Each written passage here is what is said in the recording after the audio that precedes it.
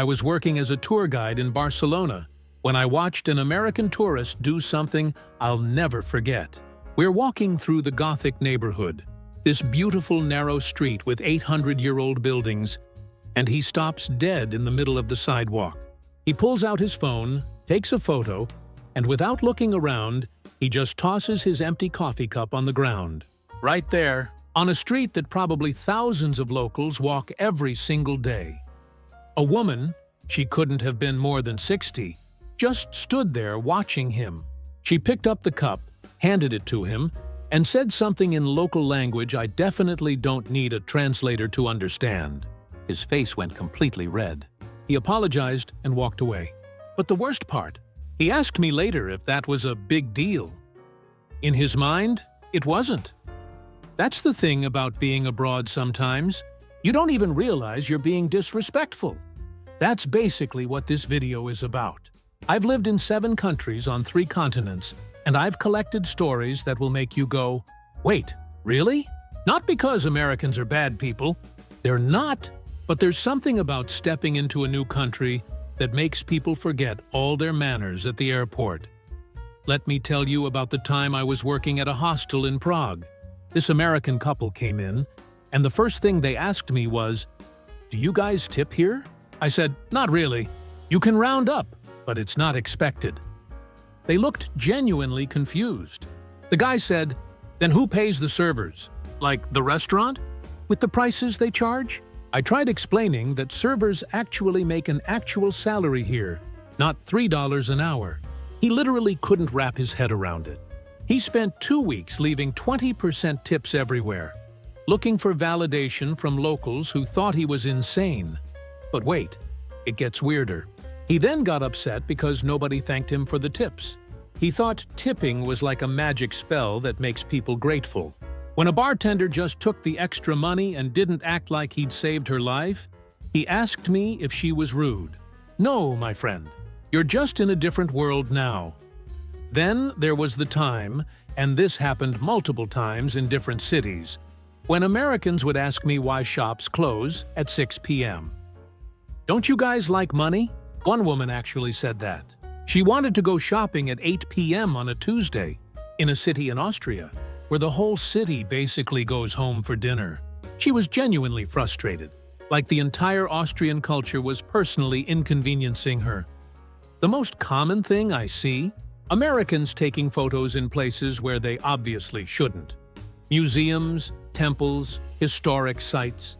They see a sign with a camera slash through it, and somehow they think it applies to everyone but them. Then they get annoyed when locals or security tell them to stop, like the rule doesn't apply to Americans. I had one guy in Rome tell me, "In America, we have free speech. I should be able to photograph whatever I want." He was trying to argue constitutional law in a Catholic church in Italy, while taking pictures of a sacred relic. I didn't even know how to respond to that. The thing is, most of these people aren't terrible humans. They're just disconnected. They've been told that American way is the normal way, and sometimes they don't realize that normal is different everywhere else. It's not malice. It's just confusion mixed with confidence, which is a dangerous combination. Let me share the specific moments where I watched Americans go from respected travelers to the people locals laugh about at dinner. So I worked as a nanny for about 6 months in Berlin, taking care of 2 kids for a family who'd lived there for years. My job was basically to show up, speak English to the kids, and blend in with Berlin life. Pretty easy. One day, another American nanny, let's call her Sarah, messaged me asking if I wanted to grab lunch with her and her family. I said sure.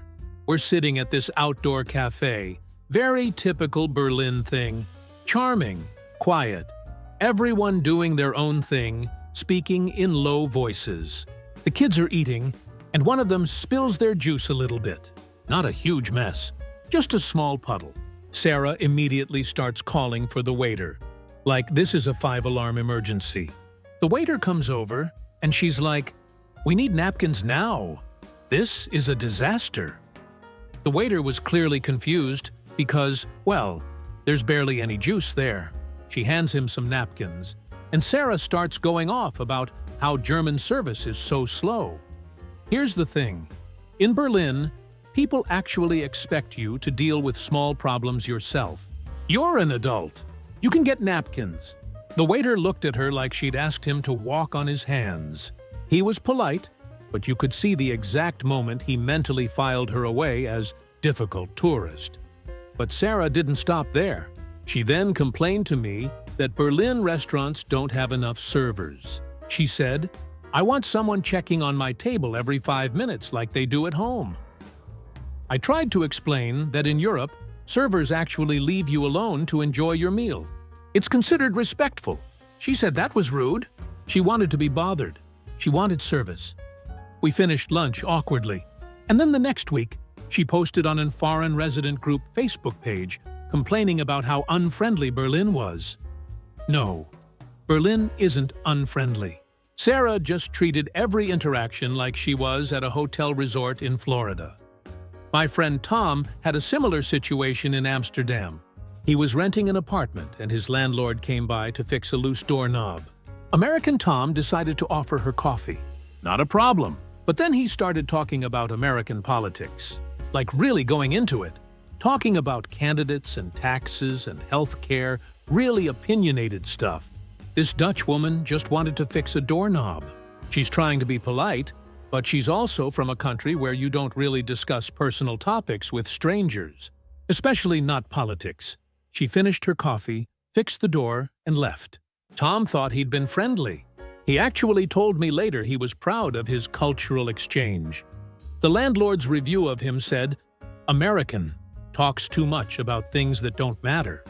That's how he went down in the landlord group chats. Then there's the measurement chaos. I can't tell you how many arguments I've heard Americans get into over measurements. I watched a girl in a London pharmacy try to ask for medicine for her 3-year-old weighing 30 pounds. The pharmacist had no idea what she was talking about. In kilograms, that's around 14, which is pretty small for a 3-year-old. The pharmacist was confused about the age and weight combination. Instead of just saying, "Oh, I'm sorry, let me figure this out," the girl got frustrated and said the British system was confusing and stupid. The pharmacist politely said that the American system is actually the one that's globally in the minority. The girl didn't believe her. She insisted that pounds and Fahrenheit are universally understood. They're not. I had another friend, Marcus, who went to a store in Sweden to buy groceries. He was looking for a half-gallon of milk. The store didn't have it, so he asked an employee, "Don't you guys drink milk?" No joke, that was his question. Because if he can't find milk in half-gallon containers, it must mean they don't drink milk in Sweden. The employee just stared at him. Sweden has incredible dairy. They just sell it in liters. Marcus couldn't do the math in his head, so he wandered around looking confused for 10 minutes before giving up. What's funny is that Marcus is actually smart. He's a software engineer. But when it comes to literally one simple conversion, he became helpless. That's what happens when you grow up thinking your measurement system is the only one. Numbers hit different. Another time, I was helping an American couple navigate the train system in Munich. They kept insisting they were on the wrong platform because the times didn't line up with their watch. They were comparing their phone time, which was set to American Eastern Time, to the German platform clock. Eastern Time is 9 hours behind. So when the platform said 3 p.m., their phone said 6:16 a.m. They were genuinely convinced the trains weren't running according to schedule. They'd traveled thousands of miles, but couldn't think to check their phone settings. It took me explaining that their time was wrong, not Germany's entire train system, for them to understand. And even then, they acted like I was the confused one. The husband said, "Well, where I'm from, we do things differently." Yes, in your time zone, which is not here. The weirdest one was this American guy who got angry at a Dutch bakery because they didn't have real bread. What he meant was they didn't have soft, squishy Wonder Bread. Every single bread there was actual, proper bread. Crunchy crust, dense inside. Real flavor. He wanted something that would turn into paste if you squeezed it.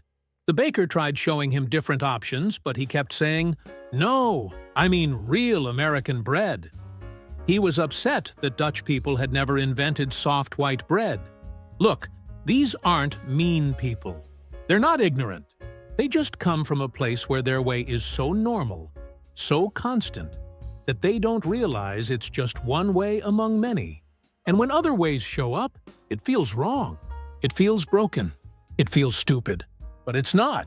It's just different. I worked at a hotel front desk in Venice for about 4 months.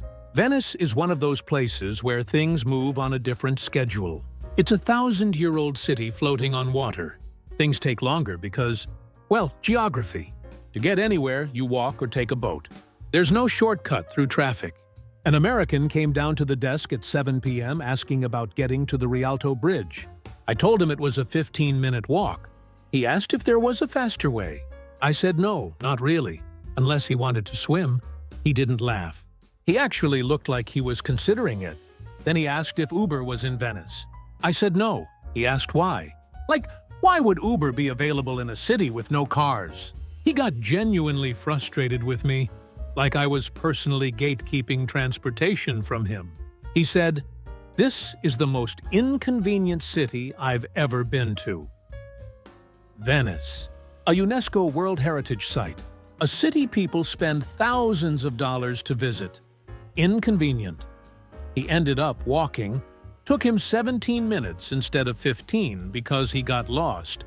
And when he came back, he left a bad review saying the hotel gave him wrong directions. No, Venice's geography gave him wrong expectations. But Venice produced some truly wild moments. I watched an American tourist try to order a cappuccino at 4 p.m. at a cafe. The barista said, "I have coffee for you now, but cappuccino is morning only." The American thought the barista was being rude.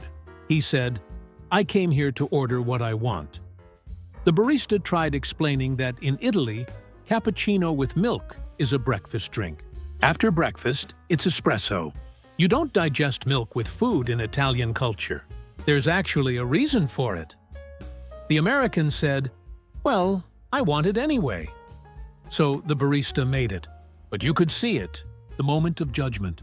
This man just violated an unspoken social rule as obvious to Italians as not wearing a Speedo to a fancy restaurant would be to Americans. He got his cappuccino and looked confused when nobody around him was getting one. I also worked at a hostel in Rome. This place attracted all kinds of visitors, but certain moments stick with you. One guy checked in and immediately asked where the party district was. I pointed him toward the area with bars. He came back 3 hours later, very drunk, and asked if there were clubs with more American music. Rome has incredible clubs, but he wanted exactly what he could get in Cleveland. The next morning, he complained that Roman clubs have weird DJs. The music wasn't in English. He felt excluded because not everything was designed for him specifically. Then there was the girl who got upset at a restaurant because they didn't have a kids' menu. And, I mean, she was upset, like angry at the waiter. Italy doesn't really do kids' menus. Kids eat what adults eat, just smaller portions. The parents were confused by this concept. The mom said, "How will my kids know what to order? They can read a menu?" This woman was genuinely shocked that her kids were expected to eat real food instead of chicken nuggets. I watched another American refuse to use the bidet in a bathroom, convinced it was a drinking fountain. A real drinking fountain. She told everyone about this weird, backward bathroom situation at their hotel. A bidet isn't weird. It's actually more hygienic than using 30 rolls of toilet paper. But because she'd never seen one, it became this funny story about how primitive Italy is. My friend Rachel worked as a teacher in Madrid for 2 years. She had an American colleague who couldn't understand why there was no air conditioning in the office during summer. Madrid is hot, like dangerously hot. But Spanish buildings are built with thick stone walls and high ceilings to stay cool naturally. They also have this brilliant practice of closing blinds during the day and opening them at night. This teacher kept opening all the blinds during the day. Then she was surprised the room was hot. She kept saying, "Why don't they just fix this place with AC? Like, it doesn't need fixing. It's designed differently." She couldn't accept that a different design could work better for the climate. The worst part? She talked about how primitive Madrid felt compared to American cities. Madrid, one of the most modern, efficient cities in Europe. But because it didn't have American-style air conditioning, it was backwards. That's the mentality. I had a friend, David, tell me about working in a Tokyo office. On his first day, he brought his lunch and ate at his desk. The entire office stopped, like everyone noticed. In Japan, you don't eat at your desk. You take a lunch break. You go to a lunch room. You're present with your colleagues. But David saw it as a harmless thing. When his boss gently suggested he eat in the break room, David said, "I eat faster at my desk." He missed the point entirely. It wasn't about speed. It was about culture and respect for shared spaces. But David was so focused on efficiency that he couldn't see the social meaning. By the end of the month, people didn't make eye contact with him. That's what happens when you treat cultural practices like they're just inefficiencies to work around. Here's the thing that gets me. Most of the time, these people are well-meaning. They're not trying to be disrespectful. They genuinely don't realize that their way isn't universal. They've never had to. America's big enough and rich enough that if you grow up there, you can convince yourself that your system is the default system until you leave. Then you realize you're the one who's different. I was working in a bookstore in Paris, and an American couple came in looking for an English book. We had a small section, so I helped them find what they needed. The guy asked me, "Do you guys read English books here?" I said, "Yeah, but we speak French." He said, "I know that, but do you read them for fun? Like, reading in English would be a hobby instead of just, speaking your daily language." He genuinely thought that because French people speak French, they wouldn't enjoy reading other languages. Which doesn't make sense. French people are educated. Many speak multiple languages. But this guy's brain couldn't process that a French person might enjoy an English novel. He then asked if we had the book in French, because he didn't want to challenge himself on vacation. He wanted vacation to be comfortable, which fine. But then he complained that Paris was boring because he couldn't engage with the local culture. He couldn't read the signs, couldn't understand the conversations, couldn't participate in anything. He was upset that Paris wasn't designed for non-French speakers, as if the world's oldest capital city should restructure itself for tourists. My friend George worked at a museum in Athens. He told me about an American tourist who asked him why ancient Greece hadn't just kept going with their culture. Like, why did Greek culture end and then modern Greece showed up? He thought ancient Greece was a theme park that closed for business. George tried explaining that Greek people are the descendants of ancient Greeks. Culture didn't stop. It evolved. But the tourist kept saying, "Yeah, but you guys aren't actually Greek anymore, right?" No. The modern people living in Greece are actually Greek. Their ancestors are literally from there. It's not complicated. But George said the tourist was genuinely confused. In American education, you learn about ancient Greece like it's a dead civilization, so tourists sometimes forget that Greece still exists, with the same people. I was helping an American family navigate train schedules in Switzerland. The father kept looking at his phone, checking the time difference between his phone and the station clock. I said, "Just adjust your phone to local time. It'll be less confusing." He said, "I like to keep my phone on my actual time so I don't forget what it is at home."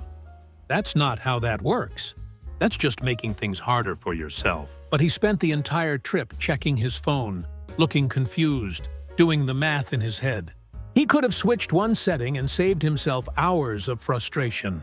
But the idea of changing his phone settings felt like betraying America, apparently. Then there was this girl at a hostel in Berlin who asked the front desk why German people talk so loud. They don't. German people are actually pretty quiet in public. But compared to this American's friend group, Everyone sounds loud because, well, these Americans were screaming in the hostel common room at 2 a.m. They were the loud ones. She couldn't see that. To her, normal American volume felt normal. Everyone else seemed loud. It's like audio perspective. You calibrate to your home, and everything else seems off. I watched an American get genuinely upset because a Brazilian beach didn't have lifeguards on duty at 6 a.m. He wanted to go swimming early, and there were no lifeguards.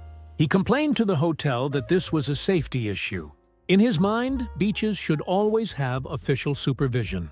In most countries, beaches are just there. If you go swimming, it's your choice and your responsibility. He was insulted that the hotel didn't provide this service. He acted like they were negligent. He didn't get that his expectation of constant supervision is uniquely American.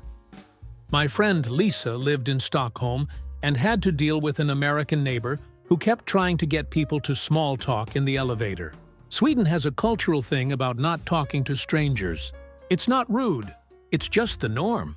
Lisa's neighbor saw this as cold and unfriendly.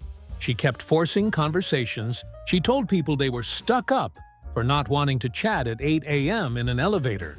What she didn't realize is that Swedes are actually very friendly. They just have boundaries. To them, being friendly means respecting people's space, not forcing interaction. But because it's different from American friendliness, the neighbor interpreted it as rejection. Here's what I've noticed happens. Americans abroad often have this habit of comparing everything back to America as if America is the control group in an experiment. Like, in America we do X, so why don't you? But other countries aren't failed versions of America. They're just different approaches to living. I watched an American at a London pub get frustrated because he couldn't get a refill of his drink without asking. In American restaurants and bars, servers constantly check on you. In London pubs, you order at the bar. You don't order table service. The American thought the server was ignoring him. He was actually just following pub culture. When he finally flagged down a server to complain, the server literally said, "You have to order at the bar, mate. That's how pubs work." The American said, "That's inefficient." Efficient by what standard? American standards. British pubs don't measure success by how quickly you consume drinks. They measure it by how comfortable you are having a long conversation. The most mind-blowing one was this American woman in Copenhagen who complained that the city didn't have enough parking. Copenhagen has a whole transit system designed so you don't need a car. Biking is the primary transportation. It's brilliant. But because she was used to having a car, she saw the lack of parking as a flaw instead of a feature. She kept saying, "How do people live here?" Very well, actually. Better than in most American cities. But because it's different, it felt broken to her. That's the pattern I keep seeing. It's not that Americans are bad. It's that they come from a system that works so well for them that they don't realize it's just one possible system. And when they encounter a different system that works just as well, or sometimes better, they can't see it as valid. They see it as broken. Look, I'm not trying to dump on Americans. I'm American. I've done most of this stuff. I've been the confused person on a German train trying to figure out why the bathroom is called a WC. I've ordered cappuccino at 5 p.m. in Italy and felt the judgment radiating off the barista. I've been the person who thinks their system is obviously better when I'm just scared of change. But living abroad taught me something. Your normal is not everyone's normal. And that's not bad. That's actually the interesting part. The Americans who succeed abroad aren't smarter or better. They're just curious. They see something different, and instead of thinking, "That's wrong," they think, "Oh, interesting. Why do they do it that way?" Then they actually listen to the answer. Those people come home changed. They realize that American way isn't the blueprint for the world. It's just the blueprint for America. And that blueprint works great for America. But France has its blueprint. Germany has its blueprint. Japan has its blueprint. And those blueprints work great too. It's like when you find out that your favorite restaurant has competition. And the competition is also really good. and some people like it better. That doesn't mean your favorite restaurant is bad. It just means different people like different things. The thing is, this stuff is funny in the moment. It's fun to laugh at the Americans. But underneath it, there's actually something sad. A lot of these people go abroad expecting the world to be like home. And when it's not, instead of adjusting, they judge. They complain. They post bad reviews about entire countries. Meanwhile, they're missing something amazing. They're standing in one of the most beautiful cities in the world, angry about cappuccino timing. They're in a city with 1,000 years of history, upset that it doesn't have a Starbucks. The best travelers aren't the ones who get everything right. They're the ones who get things wrong and find it hilarious. They're the ones who miss their home but actually want to understand where they are instead of just photographing it for Instagram. I had this one American guy come through Venice, different from the inconvenient city guy. This guy showed up, realized he didn't speak Italian, and decided to learn the basics. Not fluently, just the basics. Please. Thank you. I don't understand. He'd ask people to correct him. He went into restaurants and let the chef choose for him instead of interrogating the menu. He walked into a church quietly. He didn't throw trash on historic streets, and you know what? Venice welcomed him. People were helpful. They smiled. They appreciated that he was trying. He went home and told everyone that Venice was magical, because he wasn't there to consume the experience. He was there to be part of it. That's the difference. Not the mistakes. Everyone makes mistakes abroad. The difference is whether you see the mistake as evidence that the place is broken or evidence that you need to adjust. Because here's the real thing. The world doesn't owe you comfort, but it will give you respect if you extend it first. And respect is free. It's just a little attention. It's asking questions instead of assuming. It's admitting you don't know instead of doubling down. I'm not saying Americans are uniquely bad at this. I've seen people from every country struggle abroad. But there's something specific about American culture that sometimes makes people think their system is the only system. And that blindness makes for funny stories. But more importantly, it makes for missed opportunities. Because the world is genuinely